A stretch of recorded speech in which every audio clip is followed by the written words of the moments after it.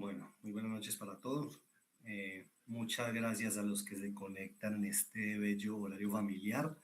Particularmente la charla es de cardiopatía congénita crítica, porque cardiopatía congénita es un espectro pues demasiado amplio que quedaría imposible abordar en una sola charla. Para los que no me conocen, ya saben, mi nombre es Luis Felipe, pediatra en la ODA, pediatra intensivista del CESI. Actualmente me desempeño como intensivista en el Hospital San Vicente Fundación y en la clínica Cardiovid. Entonces, básicamente este es el tema con el que trato casi que a diario.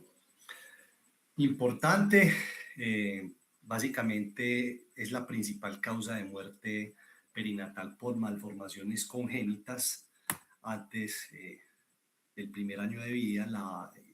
Vamos a ver que la incidencia de cardiopatía en general en la población oscila alrededor del 1% y que alrededor del 25% terminan siendo cardiopatías críticas, es decir, 1 de cada 400 nacidos tendrá una cardiopatía congénita crítica, y eso en general es una buena proporción de la población. Vamos a ver que como grupo se puede presentar con cualquiera de las manifestaciones de un neonato o un lactante de mal aspecto, bien sea porque esté chocado o encefalopático, completamente cianótico, o que tenga una dificultad respiratoria grave. Y es muy importante que el entendimiento y el tratamiento desde la fisiología permite finalmente hacer una buena entrega de oxígeno a todos los tejidos, que finalmente ese es el objetivo de la estabilización antes de que el paciente se le lleve a la cirugía correctiva. Y esto finalmente pues bajará la probabilidad, uno, de mortalidad y de que el paciente quede con secuelas neurológicas. Finalmente son 4 cosas las que han disminuido la mortalidad en el paciente con cardiopatía congénita crítica. Uno es el tamizaje, 2 es el reconocimiento temprano y el soporte cardiovascular adecuado, llevándolo desde las bases fisiológicas, y acá es donde nos compete pues actuar a nosotros, a ustedes como médicos generales y a mí como intensivista. Finalmente pues estará la cirugía correctiva y el tratamiento del posoperatorio y el tratamiento a largo plazo, que ya serán las vacunas, profilaxis para endocarditis, el tratamiento de la falla cardíaca congestiva, el que hace uno arritmias, pero eso le tocará más finalmente al cardiólogo. Esta es la definición: es una cardiopatía que requiere la intervención o que mata al paciente durante el primer año de vida. Antes de revisar cardiopatía por cardiopatía, que no es el objetivo, la idea es que lo revisemos como grupo, pero es muy importante que nosotros entendamos primero unos conceptos fisiológicos. Y uno es el concepto del QPQS y el concepto de Shunt. El QPQS es básicamente una relación entre los dos gastos, entre el gasto pulmonar sobre el gasto sistémico. Si nosotros hablamos de un gasto cardíaco, estamos hablando de un flujo. Quiere decir que, si recordamos la ley de Ohm, como obedece pues a las leyes de la hidrodinámica, el flujo es igual a un delta de presión sobre una resistencia. Listo, eso es súper importante que lo tengan en cuenta.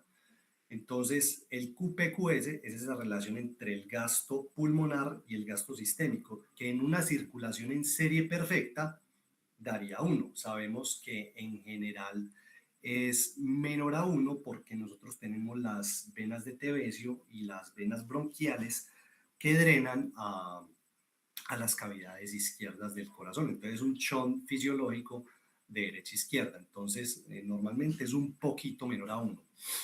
Y el concepto de shunt. El shunt es una sangre que se regresa de un sistema circulatorio a otro y se recircula por el mismo. Es decir, una sangre que viene desde los pulmones a las cavidades izquierdas y se recircularía al circuito pulmonar y viceversa. Una sangre sistémica que viene desde el compartimento venoso, que le correspondería pasar a los pulmones y se pasa es al lado sistémico y se recircula por el mismo. Eso se podría entender casi como una injusticia circulatoria, porque el exceso de flujo que reexhiban una de las dos cavidades, bien sea el compartimiento derecho o izquierdo, el corazón finalmente, para mantener un gasto adecuado o una circulación adecuada, tendrá que aumentar el gasto cardíaco nativo. ¿Listo? Entonces, a medida que el shunt es más grande, pues al corazón le tendrá que hacer un esfuerzo proporcionalmente más grande. Entonces, un shunt de izquierda a derecha habrá más circulación pulmonar y hablamos de que ese QPQS es mayor a 1. Y un shunt de derecha a izquierda, hablamos que habrá menos circulación pulmonar y en este caso el QPQS es menor a 1. ¿Hay formas de calcular ese QPQS? Por supuesto, esta es la fórmula simplificada para calcular un QPQS, es una saturación arterial de oxígeno menos la saturación venosa central de oxígeno, que eso lo cogeríamos con un catéter venoso central a nivel de la unión cabo-atrial. No tomamos la saturación venosa mixta como los adultos, porque estos pacientes se entiende pues que tienen shunt a nivel de las cámaras cardíacas. Entonces lo tenemos que tomar es de la unión cabo-atrial. Y esto lo dividimos por la saturación de las venas pulmonares menos la saturación de la arteria pulmonar. Esto suena como muy complicado, entonces llevémoslo a algo más práctico. Tenemos acá un paciente con una CIB. Listo, acá tenemos pues el defecto interventricular. Como las presiones en el ventrículo izquierdo son más altas que las del derecho, se entiende que va a haber un shunt de izquierda a derecha. Entonces pongámosle a esto números. Si hay un shunt de izquierda a derecha, esta saturación en la arteria pulmonar va a aumentar. Listo, miren que acá viene con 66 y acá pasa a ser 86 porque pasó una sangre más saturada. Entonces, pongámosle a estos números. Un paciente que está saturando 99, eso lo cogemos con una pulsoximetría, y en la saturación venosa central 66.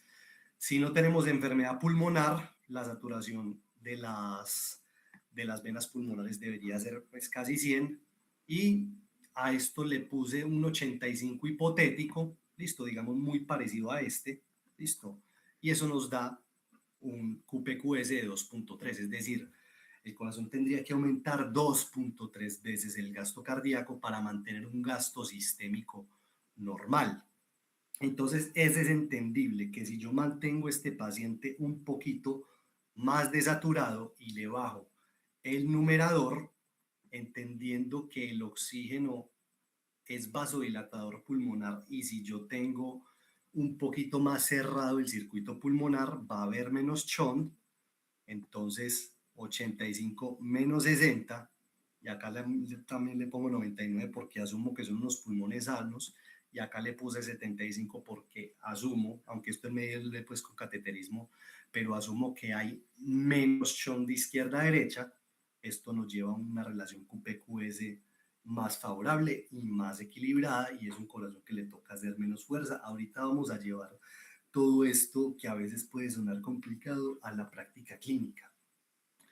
Este es el concepto del shunt que es amplio. Cuando un shunt es amplio, básicamente el flujo por el shunt va a depender, uno, del diámetro del defecto sobre las resistencias vasculares de ambos circuitos.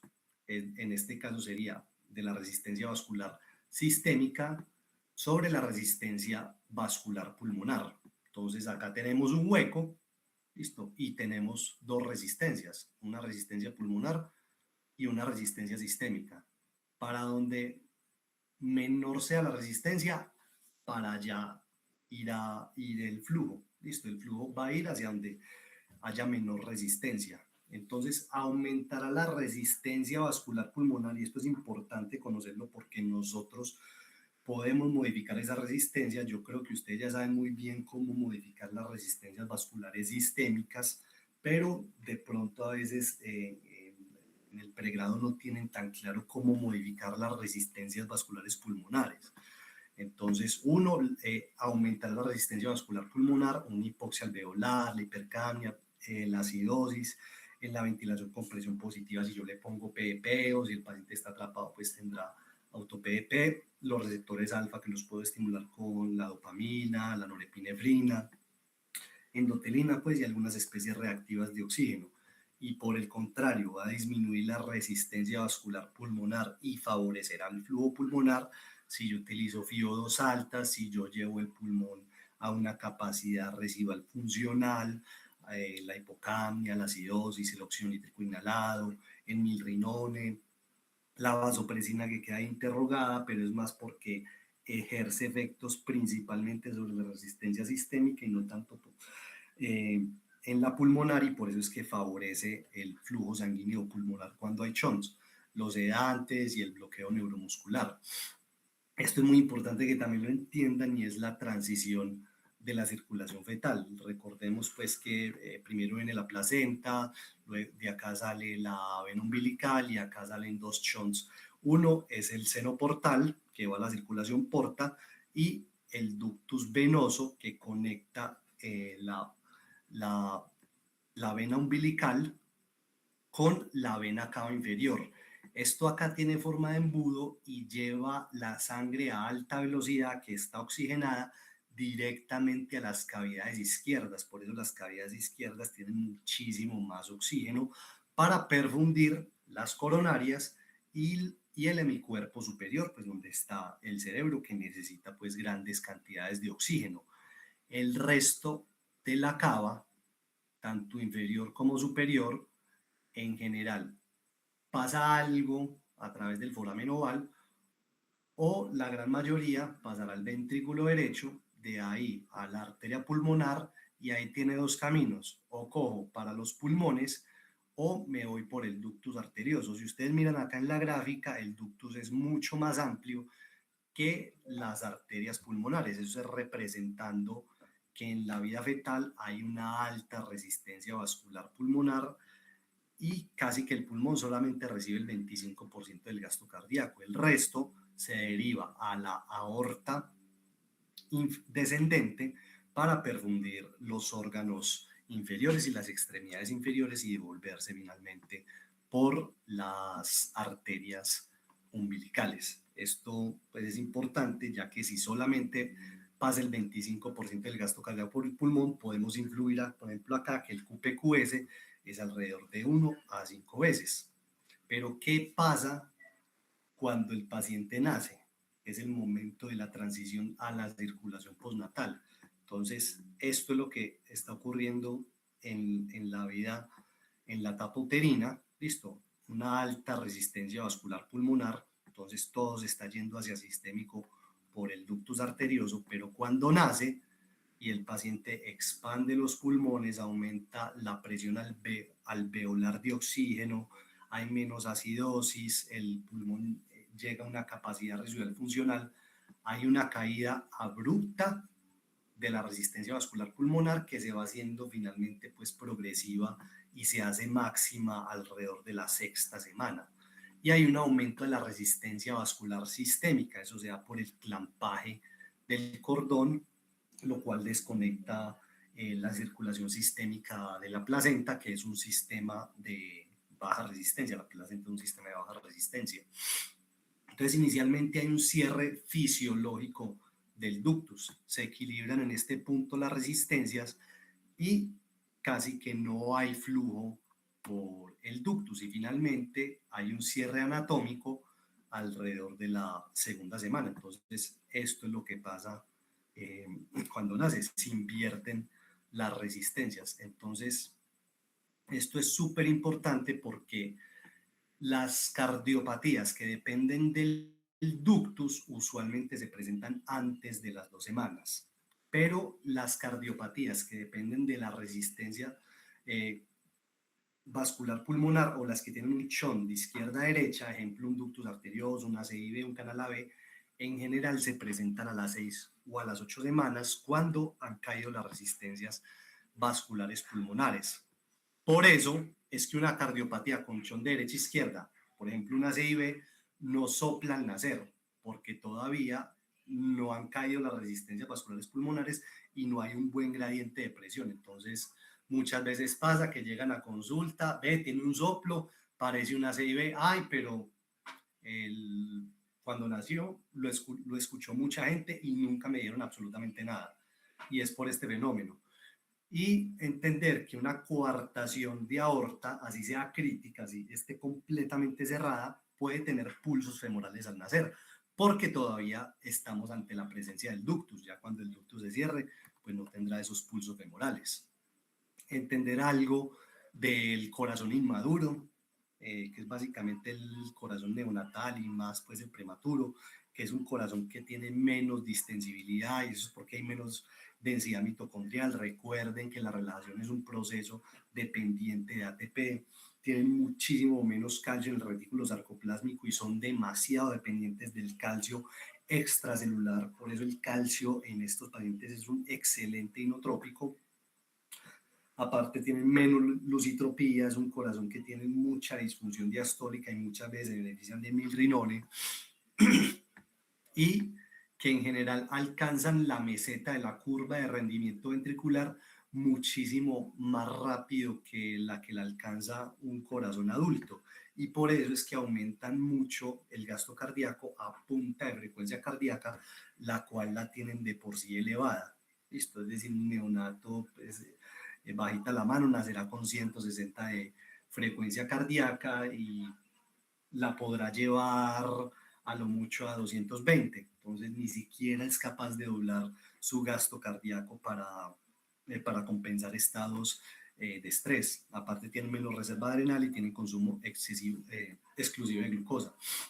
En cuanto a la etiopatiogenia, si nosotros miramos la fórmula de entrega de oxígeno, recuerden que esto depende del contenido arterial de oxígeno, es decir, la hemoglobina, qué tanta saturación tengo y algo menos del oxígeno disuelto por la constante disociación del gas, por el gasto cardíaco. Y recuerden que el gasto cardíaco depende de la frecuencia cardíaca por el volumen latido y que el volumen latido depende de la precarga, de la contractilidad y de la poscarga. Entonces, tenemos así dos grupos, cardiopatías cianóticas y no cianóticas. De las no cianóticas tenemos las que son disfunción miocárdica pura, ejemplo, una alcapa. Es decir, la alcapa es cuando las coronarias nacen de la arteria pulmonar, entonces es menos oxígeno que le llega al miocardio y hay una disfunción miocárdica pura. Tenemos las que dependen del ductus para la circulación sistémica, ejemplo, una coartación de aorta crítica o una atresia de la válvula aórtica, o las cardiopatías que se presentan con sobrecirculación pulmonar o chón de izquierda a derecha, ejemplo, una CIB. Y las cianóticas tenemos las que dependen del ductus para circulación pulmonar, ejemplo, una tetralogía de Fallot extremo o una atresia de la válvula pulmonar, y las circulaciones paralelas, ejemplo, la transposición de grandes arterias. En general, las no cianóticas alteran el gasto cardíaco y las cianóticas tienden a alterar el contenido arterial de oxígeno y de esta manera es que afectan pues como la entrega de oxígeno a los tejidos, pero como vamos a ver usualmente combinan muchísimos fenómenos, es decir, las circulaciones paralelas muchas veces tienen sobrecirculación pulmonar y eventualmente los estados de acidosis harán depresión miocárdica, entonces finalmente se combinan todos los fenómenos. Ya para entrar, digamos, pues como en materia, después de haber visto esta pequeña base teórica que es muy importante, empecemos con las cardiopatías no cianóticas. Entonces les traigo este caso clínico que es muy común. Un niño de 3 semanas con facies Down y les llega con dificultad respiratoria con la alimentación, una emesis postprandial, oliguria, una presentación como muy clásica de una falla cardíaca congestiva en pediatría. Los signos vitales algo taquicárdico, más bien normotenso, taquimneico y un poquito desaturado, no tiene fiebre. Usted le encuentra un soplo sistólico, hay crépitos bilaterales, hepatomegalia, el llenado capilar está normal y unos paraclínicos que tienen unos leucos, creatinina y un lactato que está muy normal y vemos una radiografía y miren la radiografía. No voy a dar los hallazgos, pero quiero que se fijen mucho en el parénquima pulmonar. ¿Cómo está ese parénquima pulmonar? No le tienen que buscar una forma rara al corazón, solamente fíjense en el parénquima pulmonar. pulmonar. Entonces, como está desaturado y como tiene oliguria y como tiene signos de falla cardíaca, pues démosle un bolo hídrico y pongámosle FiO2 al 100%. ¿Listo? Entonces, el paciente ya satura 100%, pero empeoró la dificultad respiratoria. Ahora sí tiene signos de choque, ahora sí tiene gradiente térmico, ahora sí tiene extremidades frías, está más oligúrico y ya sí les está elevando lactato. Para los que tengan ecografía, pues le hicieron ecografía, encontraron una vena cava súper dilatada y le hicieron un rastreo pulmonar que encuentran un pulmón lleno de líneas B, listo, que es lo que se encuentra acá en la radiografía. ¿Qué es lo que tiene? Entonces, el diagnóstico es un paciente con un canal auriculoventricular, es decir, una CIB y una CIA combinadas, para que me entiendan. Le dieron, entonces se le dio líquidos, diuréticos, presión positiva, con ventilación no invasiva, le empezaron a dar FiO2 bajita, le toleraron unas PCO2 normales, entre adrenalina o milrinone, y cuando el paciente se estabilizó, le empezaron IECAS.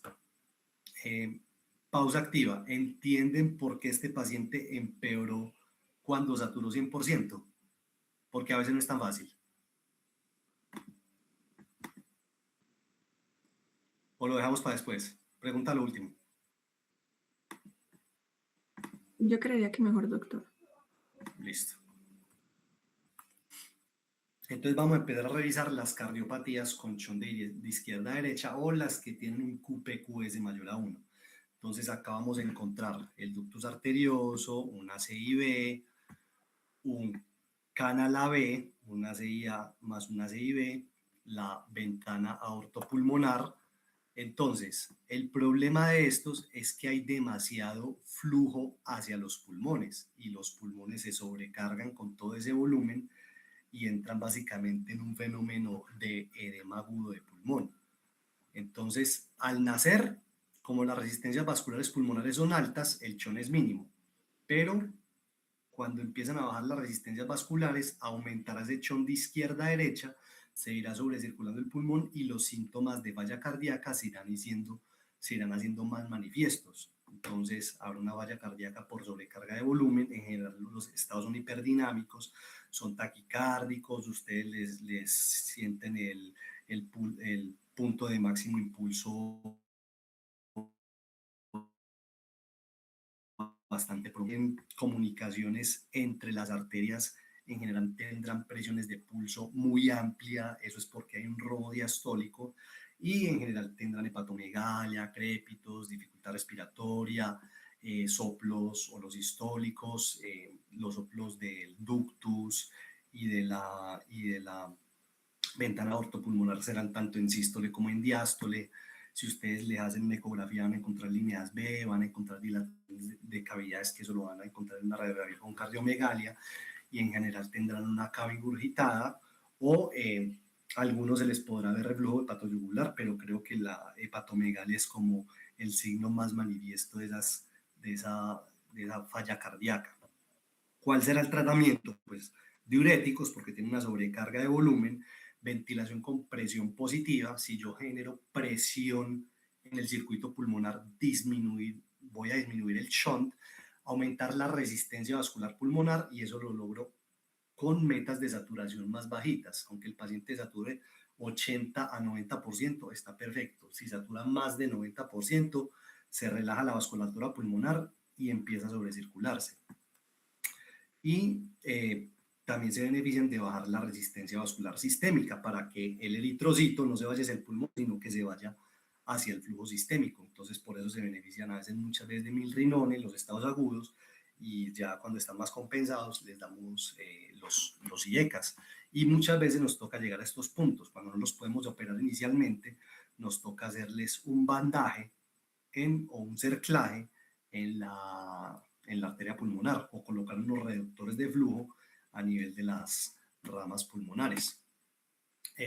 Finalmente, habrán unos efectos a largo plazo de la sobrecirculación pulmonar, y es que si hay más flujo, hay más velocidad, y si hay más velocidad, hay más estrés de cizallamiento, y eso eventualmente genera algo que se llama vasculopatía pulmonar hipertensiva. y es que los vasos se van haciendo, pasan de estar así lisitos a estar un poquito más fibróticos y habrá aumento ya de las resistencias vasculares pulmonares de forma permanente y eso invierte el shunt y eso es lo que conocemos ya como el fenómeno de Eisenmenger y entonces el paciente ya se torna hipóxico. Entonces muchas veces al paciente se le va desapareciendo el soplo y uno dice, ve, el paciente está mejorando. No está mejorando, sino que ya se está volviendo hipertenso pulmonar y se está perdiendo, digamos, la ventana para hacer una cirugía correctiva. Ya vamos a pasar al grupo de las cardiopatías dependientes de ductus para la circulación sistémica. Estas también van a ver que tienen un QPQS mayor a 1. Acá encontraremos la coartación de aorta, la interrupción del arco aórtico, básicamente hay un defecto en la continuidad de la aorta ascendente con la aorta descendente. Esta sería la aorta descendente y se perfunde básicamente exclusivamente por el ductus arterioso. También tendríamos la atresia de la válvula aórtica, que también le tocaría, el flujo aórtico también tendría que ser por el ductus.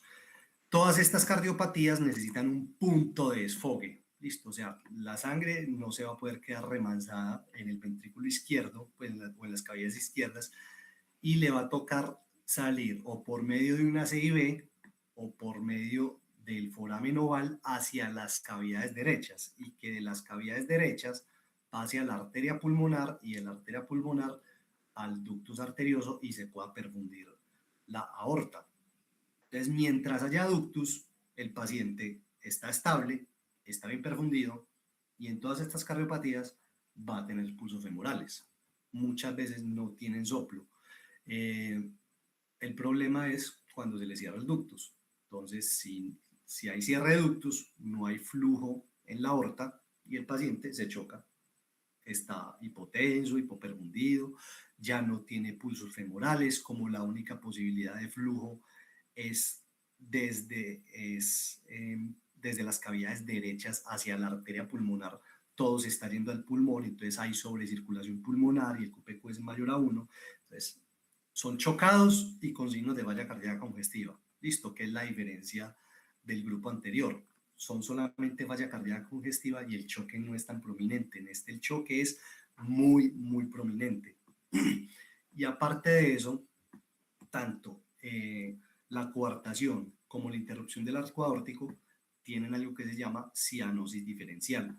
Es decir, miren que acá la sangre va rojita y perfunde muy bien el hemicuerpo superior y la vena subclavia que vendría antes del ductus, pero después del ductus que le toca perfundirse es por el ductus arterioso que lleva un poco de sangre más desoxigenada, dará como efecto una menor saturación en los miembros inferiores y eso es lo que conocemos como cianosis o saturación diferencial. Saturan muchísimo más en el área preductal, o sea, miembro superior derecho, que en el área postductal, es decir, miembros inferiores. Entonces, en estos pacientes, el gasto sistémico va a depender de la presión de la arteria pulmonar, por eso necesitan estar un poquito hipertensos pulmonares, sobre la resistencia vascular sistémica, que básicamente la va a dar el diámetro del ductus y la resistencia vascular sistémica. Es decir, estos pacientes necesitan, lo primero, prostaglandina para abrir el ductus, ventilación con presión positiva, inducir hipertensión pulmonar, es decir, bajar las metas de saturación, que saturan entre 75 y 85, para que el eritrocito, estando en el ductus, se vaya más hacia la aorta y no se siga para los pulmones. Y utilizar inotropía. Si usted le ponen un vasopresor, algo que cierre completamente el circuito sistémico, es decir, digamos vasopresina, no es tan buena idea. Si el paciente está hipotenso, es mejor utilizar adrenalina en estos casos. Y si el paciente está muy estable, se podría utilizar milrinone, entendiendo que no se deberían fijas al tracto de salida del ventrículo izquierdo, es decir, la atresia de la aorta o cuando, digamos, este músculo está demasiado hipertrófico y tracto de salida del ventrículo izquierdo. Porque si acá está completamente cerrado y ustedes lo vasodilatan, el paciente pierde presiones de perfusión y se chocan y entra en un choque profundo. Entonces, esa parte la tienen que tener súper claros. Pacientes con obstrucciones fías al tracto de salida del ventrículo izquierdo nunca deberían dar vasodilatadores. Entonces, acá vamos con este otro caso. Paciente también de Down, este tiene un mes, viene con 2 días de síntomas respiratorios, febrícula, le encuentran de buen aspecto, pero está desaturado, saturó 80%.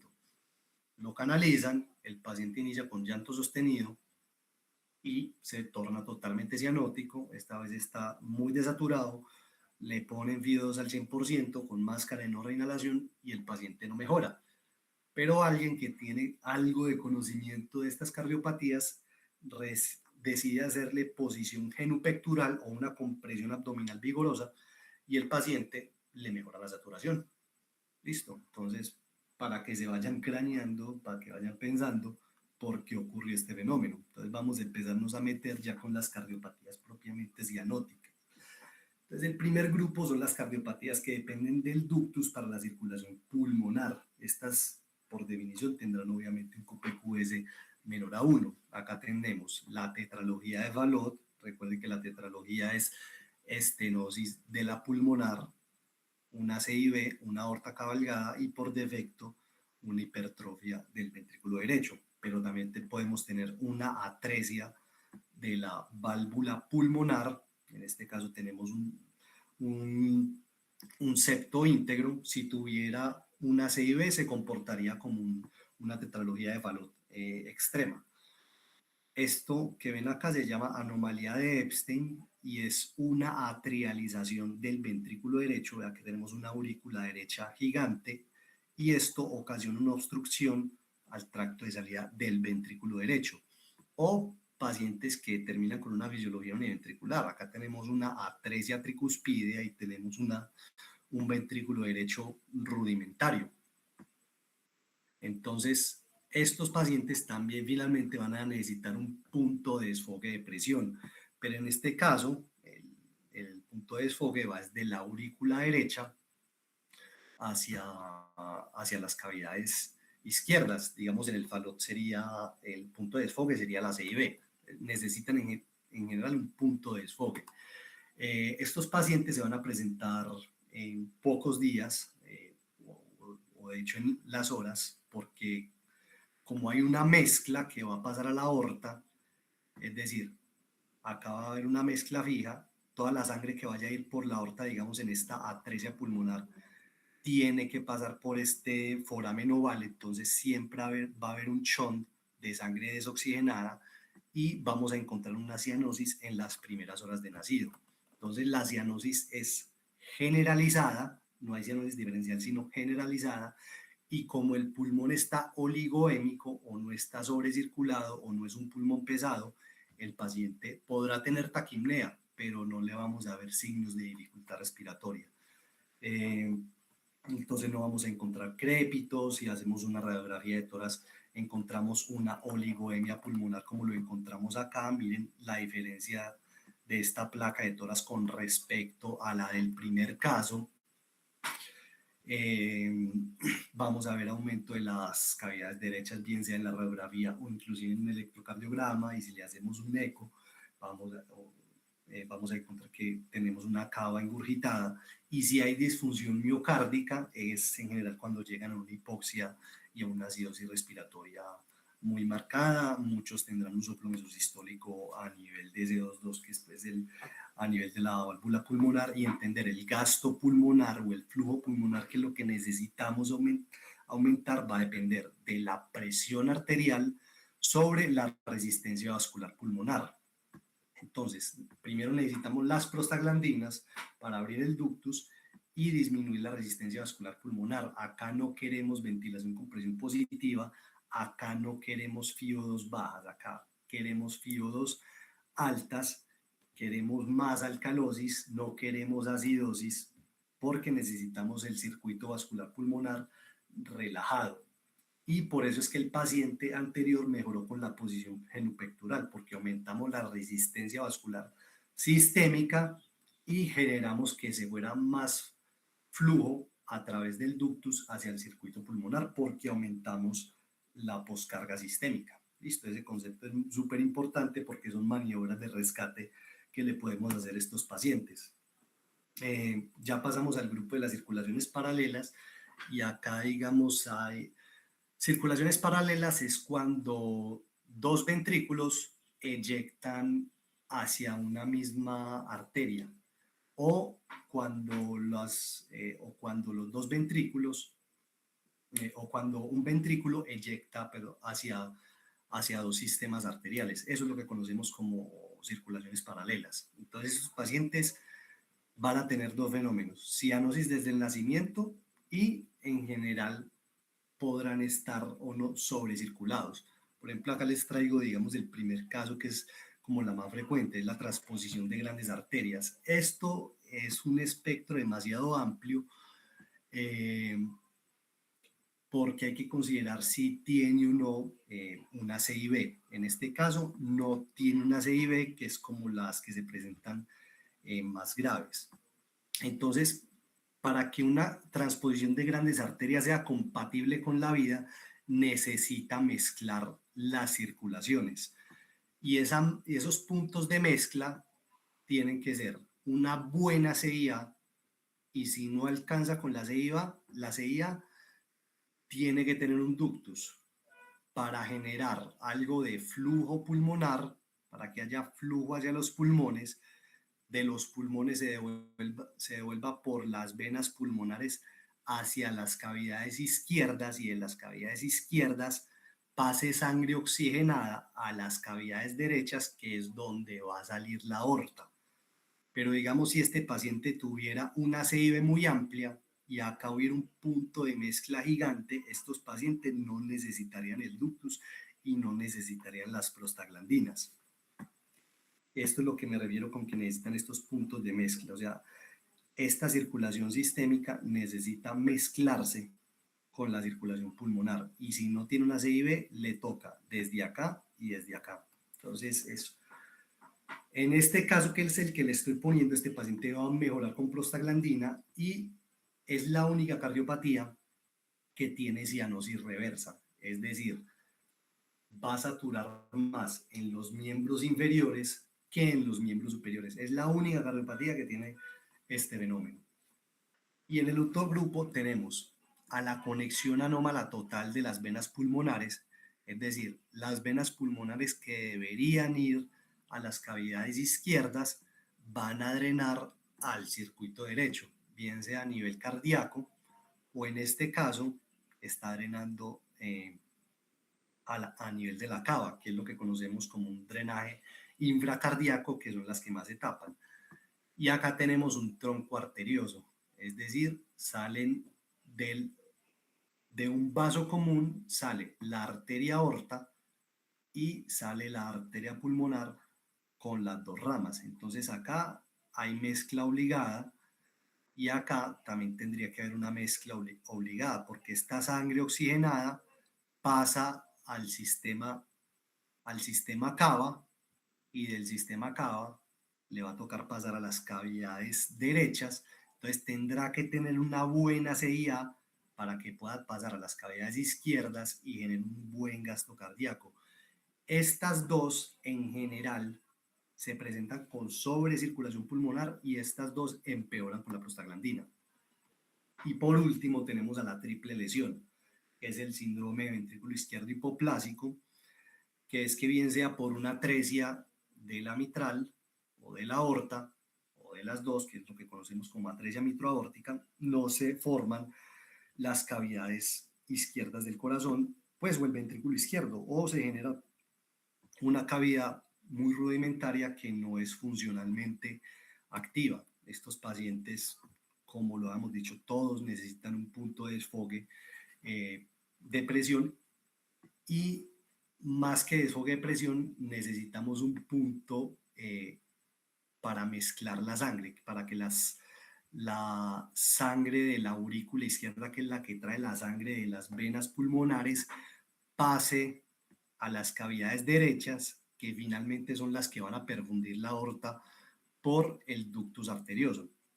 Entonces, aparte de que están sobrecirculados, van a estar chocados cuando se les cierre el ductus y van a estar completamente cianóticos porque es una circulación paralela. Es un solo ventrículo que le va a tocar inyectar sistemas arteriales. Es la peor cardiopatía de todos.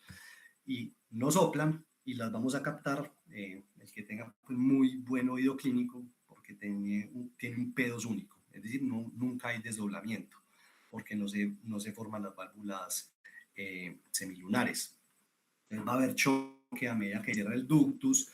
La cianosis va a depender mucho del tamaño de la CIA. Si es una CIA restrictiva, casi que lo único que le está pasando de la aorta a la aorta es la sangre que viene de las cavas, entonces el paciente está mucho más cianótico y hay una hipertensión venocapilar. Y aparte de eso, tiene sobrecirculación pulmonar. Ya pasando a eh, eh, ya temas más prácticos, el tamizaje y la identificación temprana, pues en general tenemos muchas oportunidades, bien sean las ecos prenatales o historia de la diabetes materna. Diabetes materna que da mucho miocardiopatía hipertrófica gestacional, el lupus que se asocia con bloqueo AV congénito, o los familiares que tengan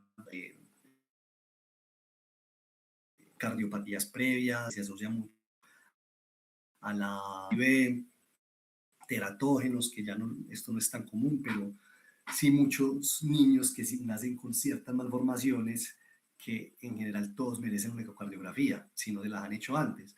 Trisomía de 21, 18 que es el Edwards, el 13 que es Pato, todo síndrome de George que hacen mucha malformación conotroncal, es decir, mucha letralogía de Valot o mucho tronco arterioso, la asociación CHARGE.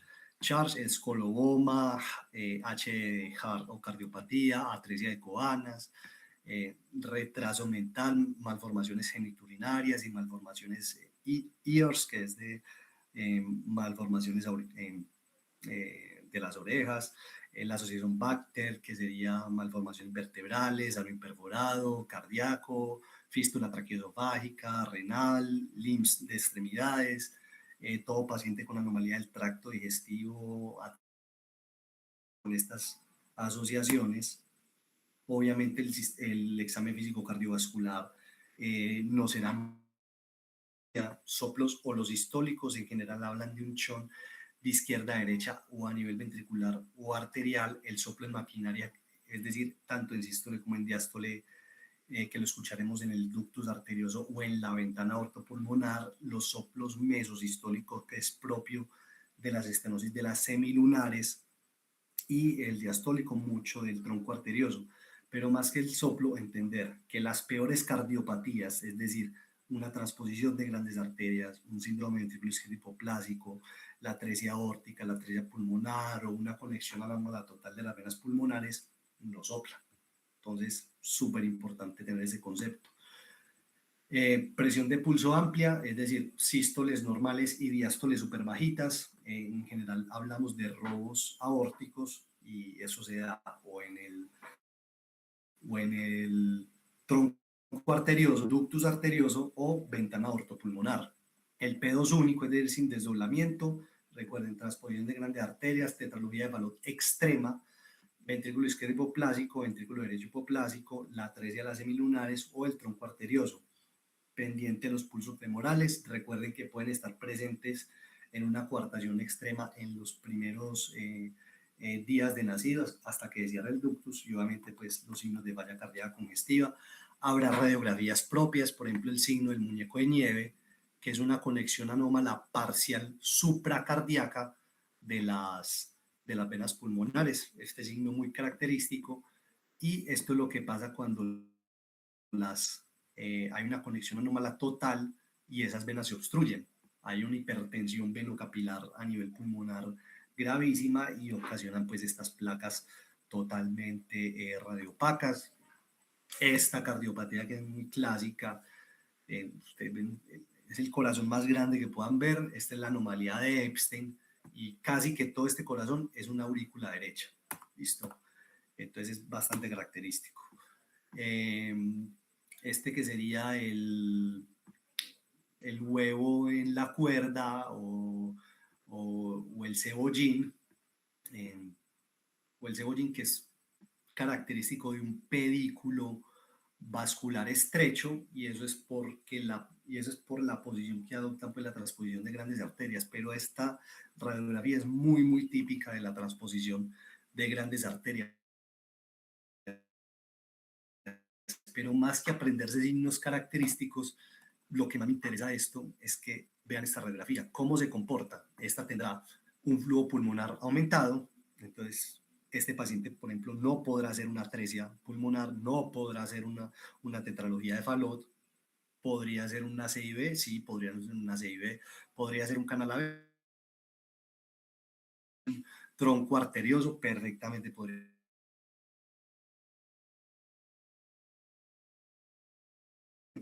¿Podría ser un ductus arterioso? No. ¿Podría ser una coartación de aorta y con sobrecirculación pulmonar? No. ¿Podría ser una tetralogía de Fallot? Perfectamente. Listo. Porque vemos oligoemia pulmonar. Hay ciertos patrones electrocardiográficos muy característicos. La verdad, no me interesa. Por ejemplo, acá hay algo gracioso. Si ustedes miran, hay hipertrofia en las cavidades derechas. Listo. Una radiografía característica de la hipertrofia de las cavidades derechas, pero si ustedes miran el eje está hacia la izquierda. Positivo acá en D1 y negativo en ABF. Esto es muy característico del canal AB y es por la disposición posterior que adopta el haz de His. Si ustedes miran acá, acá lo que se ve es hipertrofia de las cavidades izquierdas. Entonces debe haber un fenómeno, deben haber cavidades izquierdas bien formadas y debe haber un fenómeno de obstrucción o un fenómeno de sobrecarga al tracto de salida del ventrículo izquierdo, una estenosis de la válvula aórtica o una coartación de aorta, podría ser cualquiera de esas dos. Esta radiografía que es muy característica, este no es el QRS, esta es la onda P, y se les llama las ondas P Himalaya. Esas ondas P Himalaya solamente se encuentran en la anomalía de Epstein. Y acá, por ejemplo, encontramos una hipertrofia del ventrículo derecho y vemos que el eje está normalmente pues hacia la derecha. Entonces podrá ser una estenosis de la válvula pulmonar o una tetralogía de Fallot. Listo, podría ser, digamos, alguna de esas dos. En cuanto al tamizaje neonatal, que lo hacemos con pulso, oximetría y con medición de presión en las 4 extremidades, idealmente a las 24 horas de vida y tomar como punto de corte una diferencia de más del 3% a nivel de pre y postductal. Entonces recuerden la saturación o cianosis diferencial o son cardiopatías de ductus que dependen del ductus para la circulación sistémica o que no es propiamente cardiopatía, pero también es una causa de la cianosis diferencial, la hipertensión pulmonar persistente del recién nacido.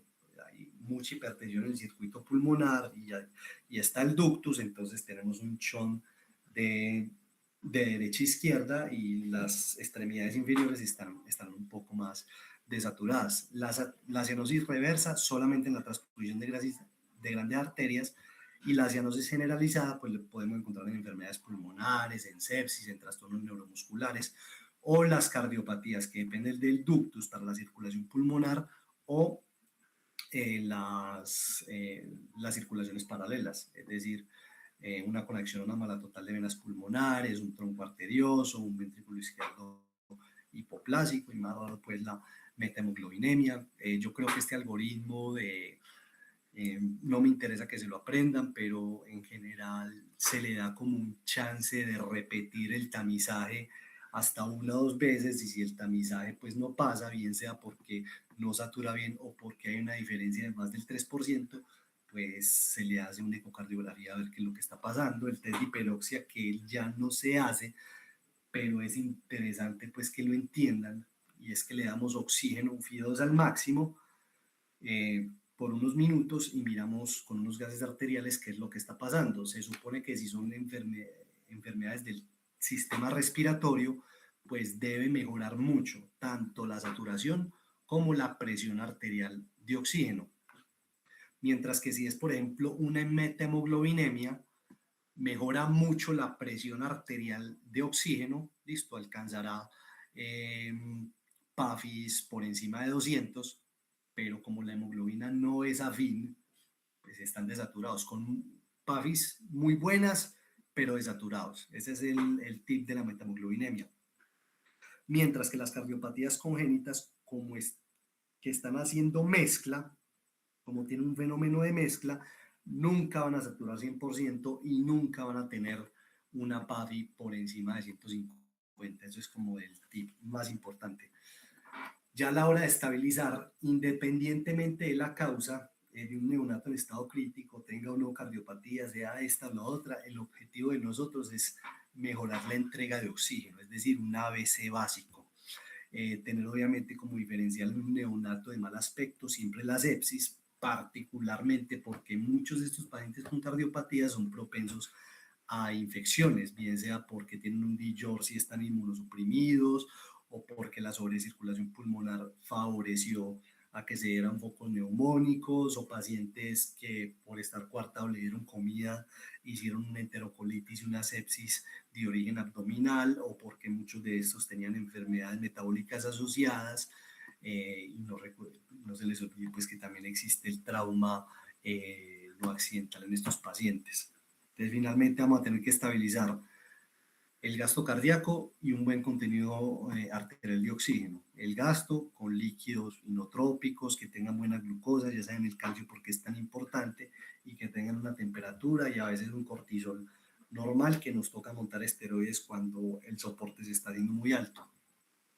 Y el contenido arterial de oxígeno lo vamos a mejorar con el oxígeno, el soporte respiratorio y el soporte transfusional.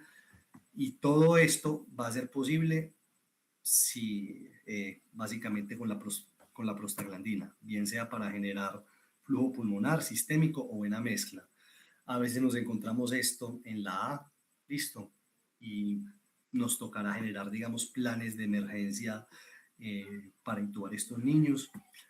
¿Cuáles hay que intubar de inmediato? Una conexión anómala total de venas pulmonares que esté obstruida, hay que intubarla. Eso lo van a ver porque el paciente está completamente cianótico y con bajo gasto supremamente grave, entonces la decisión de intubación pues la van a tener que hacer. Y el tronco arterioso, porque se sobrecirculan mucho. Entrenarse obviamente en dar ventilación positiva con dispositivo supraglótico, bien sea con la bolsa máscara o una máscara laríngea, porque muchas veces les tocará enfrentarse a estos escenarios. Traten de intubar como último recurso en general estos pacientes y si lo van a hacer, utilizar agentes cardioestables, es decir, que también etomidato si la tienen en el servicio, si no, pues no la tienen, atropinizar y tengan su plan de contingencia. Muchas veces si usted monta la prostaglandina, el paciente se estabiliza, respira bien, está normotenso, logró sus metas de saturación, no lo pueden mandar solamente con algo de oxigenito si es que lo necesita. Pero recordar que muchos pacientes con la prostaglandina hacen apneas, se hipotensan, entonces a veces sí toca intubar a estos pacientes. Entender los efectos de la ventilación con presión positiva, y es que aumentan la presión venosa sistémica, van a reducir el retorno venoso, van a generar compresiones de los capilares alveolares y aumentarán la poscarga a la circulación pulmonar. Entonces, en general, empeora las cardiopatías derechas. Es decir, le va a gustar la coartación, no le va a gustar a la tetralogía de Fallot. Le va a gustar a la CIB, no le va a gustar a una atresia de la válvula pulmonar o a un stent. Reduce las presiones reduce la presión transmural, el estrés pared y la poscarga del ventrículo sistémico. Entonces, por eso mejora las cardiopatías izquierdas. ¿Cuáles son las metas de oxigenación? Si es una cardiopatía con sobrecirculación pulmonar, con que sature 80-90, está súper bien. Entonces, usualmente les va a tocar usar FIO2 bajas, muchas veces con la BNI o intubados y con una FIO2 de 0.21. Y las PEP pues, les van a ayudar si ustedes les ponen PEP alta. Si son cardiopatías que dependen del ductus para la circulación sistémica, que están sobrecirculados, pues recuerden, saturación entre 75 y 85% es perfecto y les va a gustar la PEP alta. Mientras que las cardiopatías dependientes del ductus para la circulación pulmonar, les va a gustar las FIO2 altas, pero si ustedes logran esta saturación está súper bien y es porque, recuerden, tiene una mezcla constante y no les va a gustar la presión positiva. Estos pacientes trátenlos de mantener con una ventilación espontánea. Las metas de PCO2, pues si es un paciente o hipertenso pulmonar o que tengan cardiopatías con hipoflujo pulmonar, trátenlos de llevar a la normocapnia, pero si son cardiopatías que generan hiperflujo pulmonar, podemos generar hipercapnias permisivas. A nivel circulatorio, están en las guías de reanimación, neonato chocado, de mal aspecto, aparte de los líquidos y corregir como la hipoglicemia, hipocalcemia, empiece antibióticos y empiece prostaglandinas. Y ese es el mensaje. Todo neonato chocado es igual a sepsis o cardiopatía hasta demostrar lo contrario. Es decir, antibiótico y prostaglandina. Listo, siempre. Si piensan que el ductus está cerrado, porque no le sienten pulsos femorales, porque tienen una cianosis demasiado grave, tienen que empezar la prostaglandina un poquito alta, es decir, 0.05 microgramos kilo minuto, el paciente le va a dar apnea, se va a hipotensar, entonces tienen que estar listos para rescatar a ese paciente.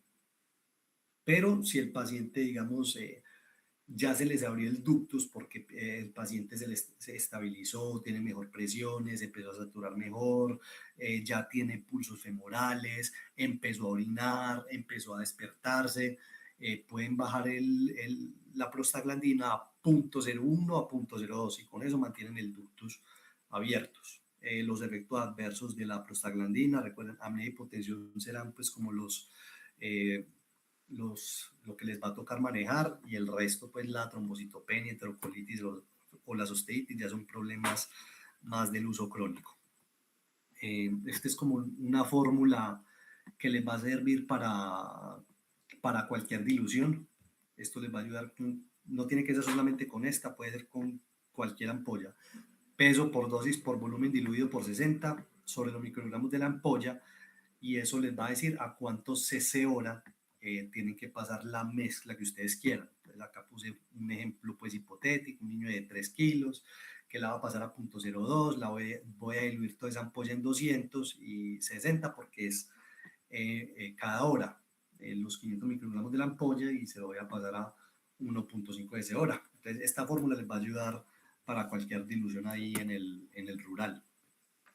En cuanto a los inotrópicos y los vasopresores, recordar la dopamina hace mucha arritmia, en general solamente la utilizamos para el ductus arterioso porque aumenta las resistencias vasculares pulmonares. La adrenalina, idealmente en la sepsis cuando hay un choque frío o el posparo, recuerden que es muy arritmogénico, va a elevar de por sí el lactato y ojo con el paciente que tenga una obstrucción al tracto de salida del ventrículo izquierdo porque va a empeorar esa obstrucción. El milrinone pues es ideal para el choque cardiogénico que esté normotenso, no le vayan a poner un milrinone en un paciente hipotenso. Y recordar que les va a bajar las dos resistencias, tanto la pulmonar como la sistémica, no es tan arritmogénico y recuerden no darlo como el vasodilatador, no se puede dar en obstrucciones al tracto de salida del ventrículo izquierdo, o sea, no lo vayan a dar en un paciente con una atresia aórtica. Levosimendan no lo vamos a usar. Los vasopresores, la norepinefrina, pues sabemos que aumenta mucho la poscarga, será idealmente en el choque caliente o en un choque frío que persista hipotenso a pesar de la inotropía.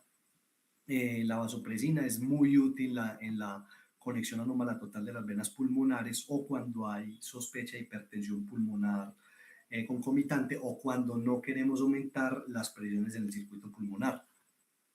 Y recordar que esto es regla pues en cualquier ámbito, es preferible combinar antes que llevar a las dosis techo. Entonces, acá para resumirlo, si es dependiente del ductus para la circulación pulmonar, voy a preferir aumentar la presión mi presión arterial media, aumentar más la resistencia vascular sistémica y disminuir la resistencia del circuito pulmonar. Entonces, le va a gustar la fenilebrina, la normepiravina, la vasopresina, el milrinone cuando está normotenso y el óxido nítrico. Pero si es dependiente del ductus para la circulación pulmonar, necesitamos buena presión en la arteria pulmonar y menos resistencia vascular sistémica. Pues adrenalina dosis beta y el milrinone, si no está hipotenso y no tiene obstrucción al tracto de salida del ventrículo izquierdo. Y esto mismo, evitar estos dilatadores en estas obstrucciones fijas al tracto de salida del izquierdo. Las metas de reanimación, pues que tenga un estado de conciencia normal, una presión arterial media entre el percentil 5 y 50, un gasto urinario mayor a 1, que no tengan gradiente térmico, que tengan un buen llenado capilar, que tengan muy buena hemoglobina. Estos pacientes no toleran para nada la anemia, que el lactato pues vaya disminuyendo, que si yo estoy midiendo saturación venosas centrales, que tengan una extracción baja. Recuerden que esto es, la extracción sería la saturación arterial menos la saturación venosa en la arteria pulmonar sobre la saturación arterial, y ahí les saca la extracción. Y si tengo pues la posibilidad de medir gasto cardíaco, que eso lo puedo hacer muy fácilmente con ecografía, pues que tengo un buen gasto cardíaco. Las emergencias quirúrgicas, conexión anómala total de las venas pulmonares obstruidas, esos pacientes hay que operarlos rápido, o que tengo una conexión anómala de venas pulmonares total con una CIA restrictiva, necesitan una septostomía emergente porque si no, no hay mezcla, o una transposición de grandes arterias, o un síndrome de ventrículo izquierdo hipoplásico que tengan una CIA restrictiva, porque si no hay CIA, no hay mezcla y hay una hipoxemia profunda, entonces necesita atrioseptostomía emergente. Para resumir, entonces, recuerden que nos podemos presentar con choque, hipocirculación pulmonar o pulmones sobrecirculados. Si es solamente pulmones sobrecirculados, canal AB, ventana ortopulmonar, ductus o una CIB amplia. Si es hipocirculación pulmonar, recuerden, cianosis generalizada, taquipnea con poco esfuerzo y pulmones con oligoemia, podrá ser tetralogía de Fallot, Epstein, atresia tricuspidea o pulmonar sin CIB, transposición de grandes arterias sin CIB o una hipertensión pulmonar persistente del recién nacido. Si tiene cianosis generalizada con pulmones sobrecirculados, son circulaciones paralelas, es decir, tronco arterioso, conexión anómala total o una transposición de grandes arterias con una CIB o una CIA amplia. Y si tiene pulmones sobrecirculados con signos de choque profundo, coartación de aorta, interrupción del arco aórtico o en una estenosis aórtica grave, y si tiene las tres, un síndrome de ventrículo izquierdo hipoplásico. Acá como ejercicio, por ejemplo, alguien que se anime. Esta radiografía no podrá ser una posibilidad. 10 segundos y no la respondo yo.